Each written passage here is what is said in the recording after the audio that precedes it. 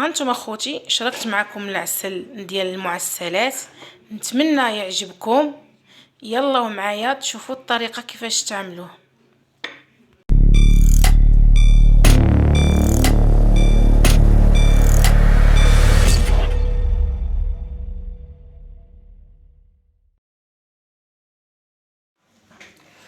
السلام عليكم خوتي خواتاتي، كدايرين؟ لاباس عليكم؟ ان شاء الله تكونوا بخير وعلى خير. قبل ما نبداو نصلوا على النبي، اللهم صل وسلم وبارك على سيدنا محمد وعلى اله وصحبه اجمعين. جيت لكم فيديو جديد اللي هو ندير معكم العسل. احنا باقينا ما شاء الله قرب رمضان باذن الله، يعني شعبان فين كنحضروا المعسلات، فين كنحضروا هذا. قلت نعمل معكم نشارك معكم العسل للمبتدئات ناجح ان شاء الله. غتشوفوه معايا. هذا كيلو ديال السنيده، جوج كيسان د الماء، حامضه صغيره. انا كندير نص الحامض الكبير، ولكن مع هذه صغيره غسلتها وحيدت ليها هذا العظم ديالها وغنديرها ان شاء الله. الطريقه اخوتي، غناخذ واحد 6 المعالق هنا باش نحصلوا على اللون اللي حنا بغيناه. غادي نكرملهم، نعملهم يتكرملوا كما تنقولوا.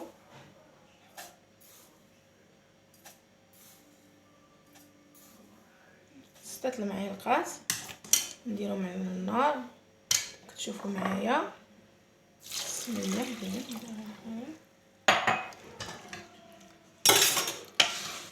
غنمشيو نحطوا الكراميل يتكرمل، نحطوا العسل حتى هو فوق النار.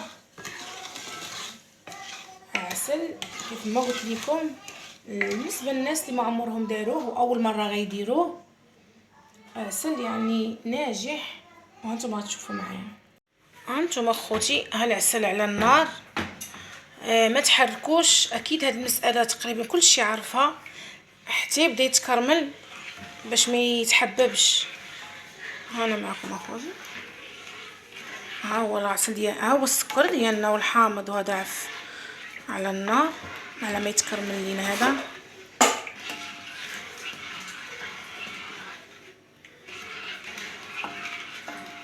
انا بصراحه العسل اللي كنبغي نعسل به ما كنضيفش ليه المنكهات كتير،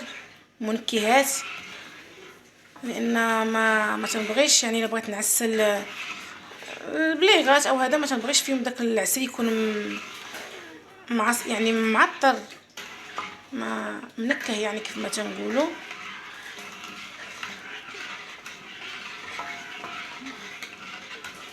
ها هو العسل ديالنا بدا السكر ديالنا عفوا بدا كيتكرمل.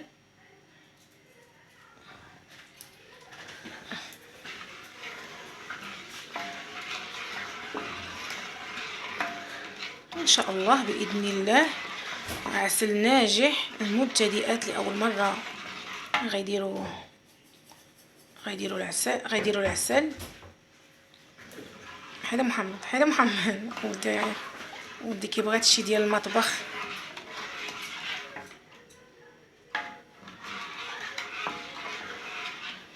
ها هو السكر ديالنا بدا كيذوب.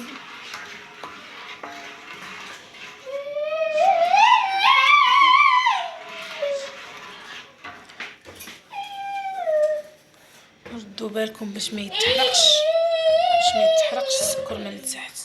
كراميل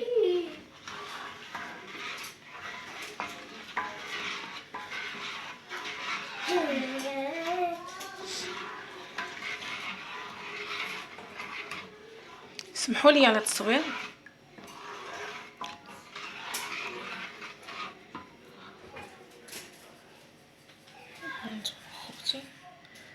كنحرك بيدي مع شاده التليفون في اليد الاخر، حتى التليفون كيتحرك.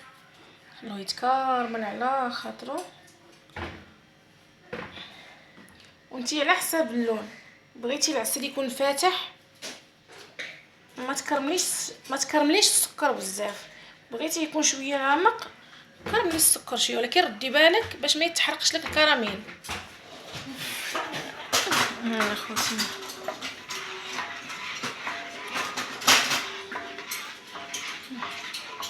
اسمحوا لي على التصوير. الكراميل ديالنا بعد ما داب السكر كما كتشوفوا. انا ناقصه عليه العافيه.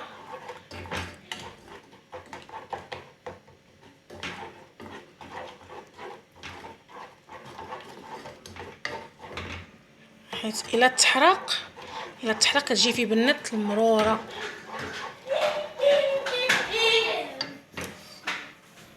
ها هو الكراميل ديالنا واجد. باقي العسل ديالنا ما غلاش باش نكبوا عليه. الله اكبر. ها نتوما خوتي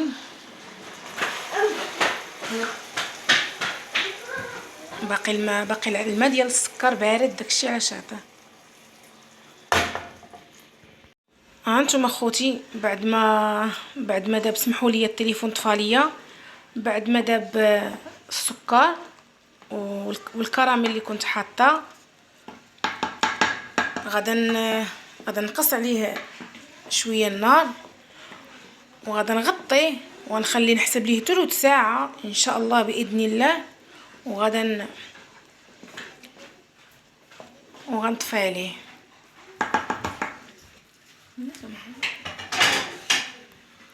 ناخذ هاد المغرفه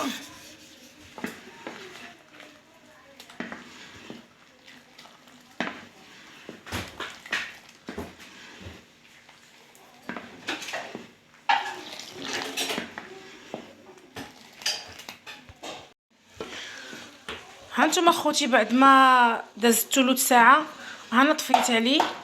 اللي بغاه ثقيل يخليه يزيد، اللي بغاه خفيف. بالنسبه ليا ما كنبغيش ثقيل بزاف، غندير به المعسلات او المهم ما عارفين. تجربه اللي كلشي كيديرها يشوفوا واش العسل ناجح ولا لا. نحيدوا هاد الليمون بركه راه من وجهه باينه طاب، كيتغير ليه اللون. عصير هانتوما خوتي تجربه اللي الكل كيديرها هي كيحط شويه في الطبسيل وكيشوفوا تيخليه يبرد ويشوفوا واش خليه يبرد شويه. شو السكر على البوطاغاز.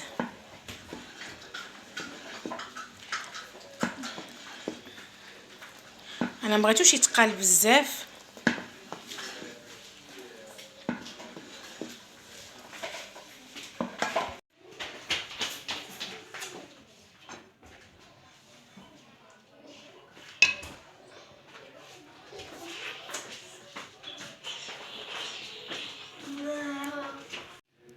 ها انا خوتي رجعت لكم بعد ما برد.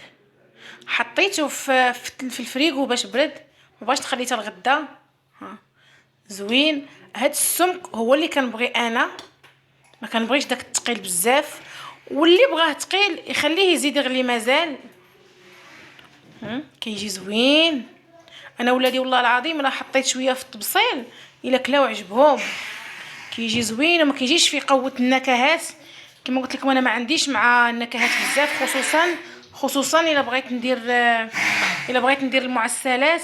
ما كنبغيش العسل يكون فيه النكهات بزاف. اكتفيت بالحامض وبالطريقه اللي عملت ديال الكراميل تحصلي على هذا اللون. انا راه باقي سخون والله الا باقي سخون. هذاك حطيته في الثلاجه برد. شوف اللون القرعه ماشي بحال اللون هذا، حيت القرعه لونها ماشي زاز شويه مغموق. ها انتم كتشوفوا معايا خوتي جا ناجح وزوين كما قلت لكم في الاول. يعني واخا تكوني اول مره درتيه بالطريقه اللي عملت انا، كوني اكيده غينجح لك العسل وما كيتسكر ما والو. ها انت يا اختي. يلا خوتي وصلت معكم لنهايه الفيديو. نقول لكم الى فيديو قادم ان شاء الله.